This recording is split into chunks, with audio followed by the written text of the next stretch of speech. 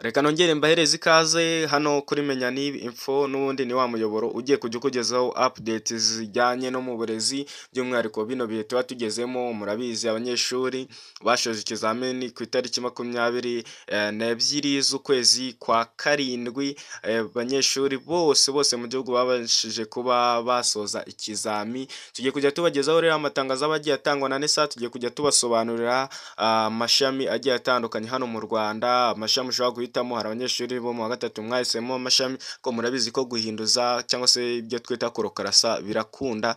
Niyo mpamvu nkubwira ngo uyu muyoboro nukanda subscribe uraba witeganyirije, kuko ugiye kujya uhakurikirana ibintu byinshi by'ingenzi ukeneye. N'ubundi tuzababwira igihe amanota azasohokera, tuzababwira uburyo warukarasa, tuzababwira amanota bazafatiraho. Mbese buri kintu cyose wumva udasobanukiwe ugiye kujya ugikurikirana hano kuri uno muyoboro wa Menya n'ibi info. Wowe icyo usabwa ni ugukanda subscribe byonyine kugira ngo uzajye ubasha guhita ubona itangazo rishyashya buri uko uzajya ufungura connection zawe muri telefone yawe. Niko kamaro ka subscribe. Ntabatindiye, turahera n'ubundi ku kijyanye n'imikosorere.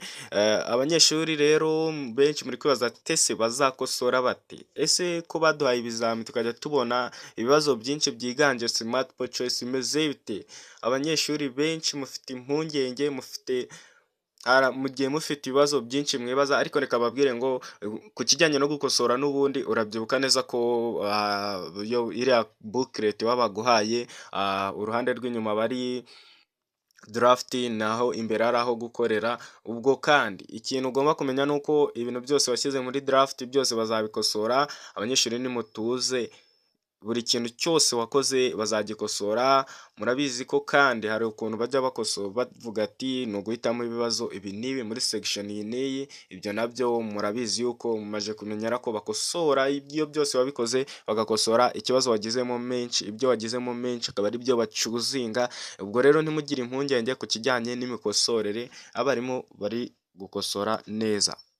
Tuvuye ku byo gukosora, hari irindi tangazo riri kugenda riri hanze ryari rimaze iminsi ricicikana bavuga ngo NESA ngo yongeje imyaka abantu bazajya biga mu mashuri yisumbuye. Ibyo ni ibihuha. NESA yahise yamaganira kure ibyo bihuha byo wari wakoresheje iryo tangazo. NESA yavuze ko ari itangazo ryageneratinzwe na AI, ryakozwe n'umuntu runaka agira ngo abeshye n'ubundi abanyeshuri by'umwihariko n'abaturarwanda bose, kugira ngo ababeshye. NESA yatangaje ko ayo makuru ari ibihuha, ayo makuru nta hantu nta gaciro afite.